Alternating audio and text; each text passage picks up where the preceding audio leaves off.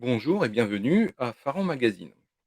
Dans la série des pourquoi de cet été, de l'été 2023, posons la question: qu'est-ce qu'un obélisque? Comment le définir? Un obélisque, c'est un monolithe, donc c'est une pierre unique, hein, c'est taillé dans une seule pièce qui ressemble à une grosse aiguille, et c'est la représentation égyptienne du Benben. En fait, le Benben, c'est la pierre solaire par excellence, c'est la première pierre qui émerge un petit peu de l'océan primordial.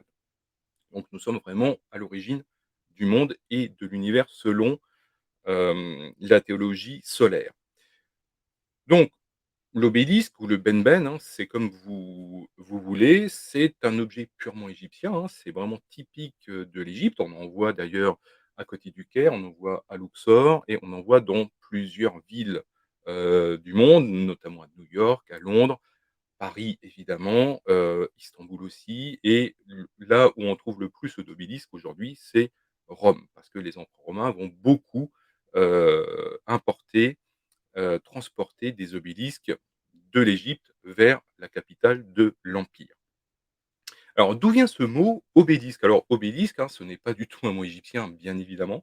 Ça vient du grec en fait, parce que, les Grecs, les voyageurs grecs, du 1er millénaire, trouvaient que la forme de l'obélisque ressemblait à une grosse brochette et c'est comme ça que les voyageurs grecs, que les premiers voyageurs grecs vont appeler cette pierre, donc ce benben égyptien, comme leur brochette, en fait, leur broche, et d'où le mot moderne d'obélisque. Alors, pour l'anecdote, hein, pyramide, pyramidis, en grec, c'est pareil, c'est un mot grec, ce n'est pas un mot égyptien et ce mot désigne un gâteau, de la pâtisserie, grecque. Donc voilà, vous saurez maintenant que, si vous voyez une brochette, une broche tournée sur un barbecue, ou dans une cuisine, bah, vous saurez que ça peut aussi ressembler à un obélisque égyptien.